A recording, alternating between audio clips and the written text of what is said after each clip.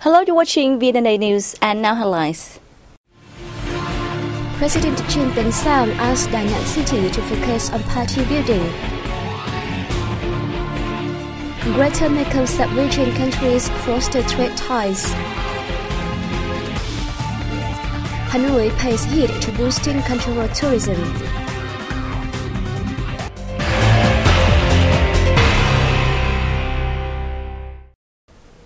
The Central City of Dandong should pay special attention to building a lineup of all-level party members with high professionalism, good virtues and strong political characters to meet the locality's development needs, said President Trương Tấn Sang. Addressing the opening ceremony of the city's 21st Party Congress for the 2015-2020 tenure on October 15, the state president asked the city to focus on developing party organizations and party members in private enterprises to be in accordance with the context of national increasing integration. He spoke highly of the recent achievements made by the municipal party organization and people, stressing that Dandong should take the lead in economic development and international integration, thus promoting regional development. The political report from the Municipal 20th Party Committee highlighted the locality's efforts to reap remarkable achievements over the last 5 years. The local gross domestic product increased 9.7% per year and is estimated to hit nearly 45.9 trillion dong in 2015, 1.6 times that of 2010. Its gross regional domestic product per capita in 2015 is estimated to reach $2,704, nearly 2 times that of 5 years earlier. Congress participants discussed and put forth a target to build a strong party committee and develop the city into a large socio-economic center of the country and a development catalyst to the Central and Central Highlands regions, making it a modernization-oriented industrial city by 2020. The Congress will wrap up on October 17th. The Ministry of Foreign Affairs hosted a regular press conference in Hanoi on October 15. More details coming up next. Foreign Ministry spokesperson Lê Hải Bình reaffirmed Vietnam's consistent policy of respecting and ensuring the rights to freedom of religion and belief and non-religion and non-belief. He made the remarks while answering queries regarding Vietnam's response to the U.S. recent International Religious Freedom Report, which mentions Vietnam. He further said the report recognizes Vietnam's achievements in the field. However, it continues to give non-objective comments and cite misleading information about Vietnam. Regarding the so-called Sunshine City installation of high-speed wireless equipment at inhabited islands, he said Vietnam has many times rejected the so-called Sunshine City. In any form or for any purposes, the so-called Sunshine City's move failed to change the fact that Hoàng Sa Archipelago belongs to Vietnam. Fostering cooperation, interest and investment among the Greater Mekong subregion countries was a focus of discussions at a forum on October 15 in Vientiane. Our correspondents report from Laos. The forum was jointly organized by the Vietnamese Ministry of Planning and Investment, the Vietnam-Laos-Cambodia Association for Economic Cooperation Development, and the Laos National Institute of Social Sciences.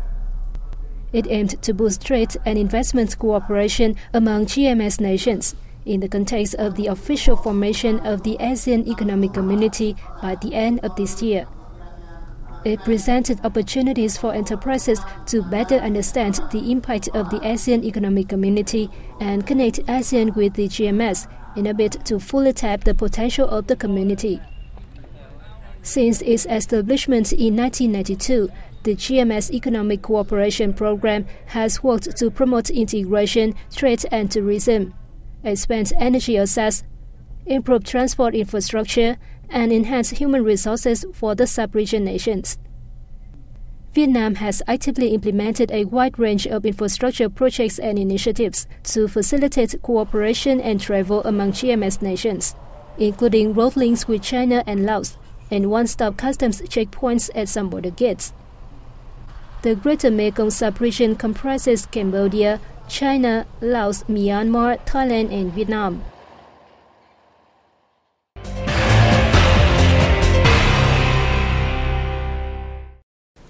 The State Capital Investment Corporation has unveiled plans to sell the entire state capital of 10 big state-owned enterprises, which could garner the state budget earnings of almost $4 billion. These target companies include companies on the stock exchange such as dairy giant VNA Milk, software producer FPT Corporation, Bảo Minh Insurance Corporation, Tiền Phong Plastic Company, and Bình Minh Plastic Company. This is part of the restructuring scheme for the State Capital Investment Corporation, which was endorsed by Deputy Prime Minister Vũ Văn Ninh on October 8. The timetable for the divestment has not yet been decided.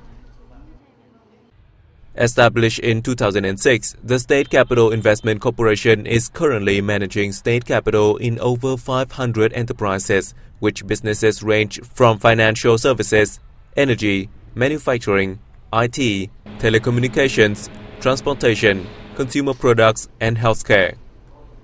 Based on market value, VNA Milk is considered the most valuable investment.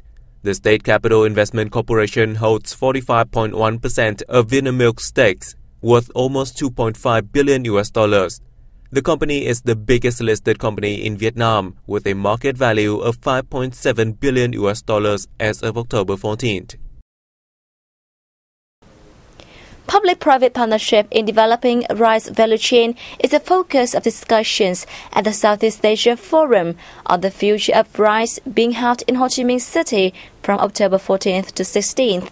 More details coming up next. Rice is a staple food in Southeast Asia, which produces 25% of the global rice output, with Thailand and Vietnam accounting for half of the worldwide rice exports. However, their rice value chains are facing a number of difficulties. In Vietnam, farmers are yet to get rich from rice. There remained flaws in the rice production sector, including small-scale farming, inconsistent rice quality, and limited adoption of post-harvest and processing technologies. In particular, Vietnam is one of the 10 countries hardest hit by climate change, global warming, and severe weather patterns, which is taking its toll on rice production and consumption. Despite the annual increase in volume of rice shipments from Vietnam, the value of export has not seen corresponding growth. Farmers still have low income, which prevents them from investing in techniques, seeds, and other technologies, which can help raise productivity and their livelihoods. In addition, small-scale farming also pushes production costs higher. Several rice value chains are currently piloted in An Giang, Cần Thơ, Long An, and Bến Tre, bringing farmers 40% rise in revenue. Experts in the field said public-private partnership can help facilitate the application of new farming technology and promote large-scale production, thus improving rice yield and quality. This will raise the added value and the competitiveness of Vietnamese rice on the world market. Contractors have successfully installed the rotor of the first turbine at the Lai Châu hydroelectric plant, marking an important step toward the goal of putting the turbine on trial run at the end of this year, 3 months ahead of schedule. Following the installation of the 1,000-ton rotor, the heaviest among the equipment at the plant, the investor, Electricity of Vietnam or EVN, instructed the Project Management Board and contractors to review the entire progress to prepare workforce for the construction of other items in service of the first turbine's power generation.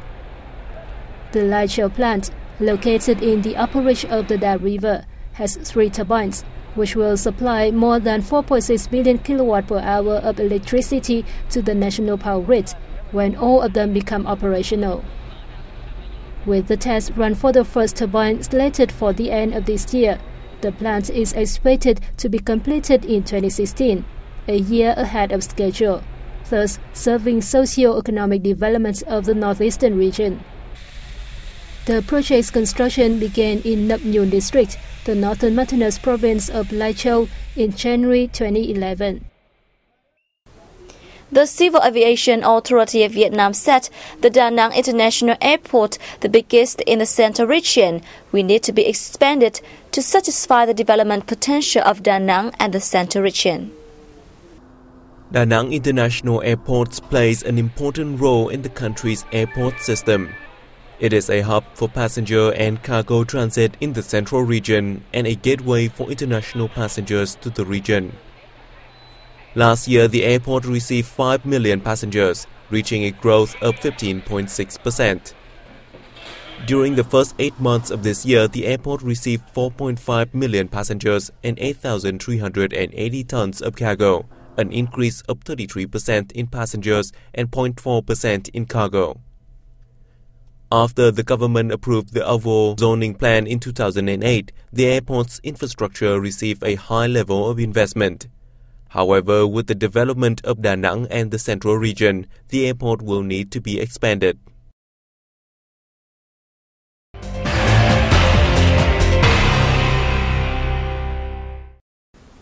The Ministry of Information and Communications has launched the 45th Universal Postal Union National Letter Writing Contest at Dandong Secondary School in Nam Dinh Province.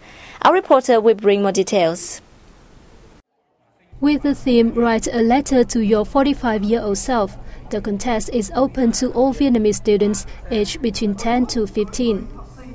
The handwriting entries must not already be published in any newspapers or books, and they should be under 1,000 words.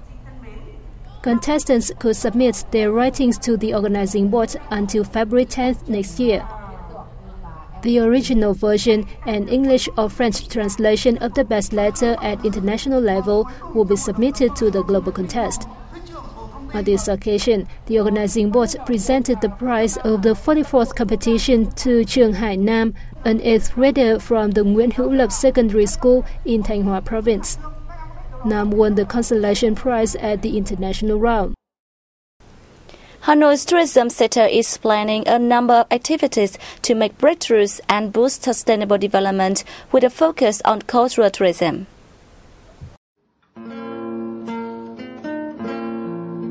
With thousands of years of history, Hanoi has a unique culture with various historical relic sites, festivals, and trade villages, which are helping the city become more attractive to both domestic and foreign tourists. Along with ecotourism, resorts and entertainment centers, cultural tourism is also defined as a core pillar in the city's tourism master plan until 2020, with a vision to 2030 and related projects. In an effort to boost tourism, the city's new Department of Tourism is also expected to have strengthened tourism management and promotion. The city will organize a number of seminars between state management agencies and travel enterprises through the end of this year to update each other on their operational situations and popularize new policies. It will analyze its tourism market and review the number of accommodation facilities, transport firms, and travel agencies for better management.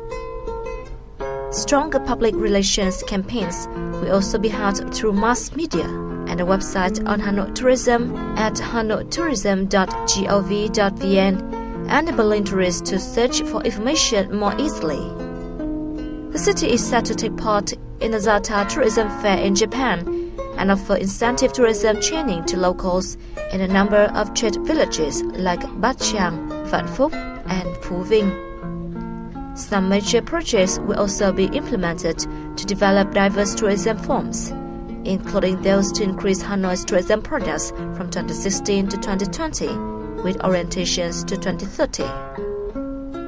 In the first half of this year, the capital welcomed over 9.98 million visitors, a 3.38% rise year-on-year. The figure includes 1.53 million foreign arrivals, up 5% over the same period last year. And that has wrapped up our news bulletin. Thanks for joining us, and goodbye for now.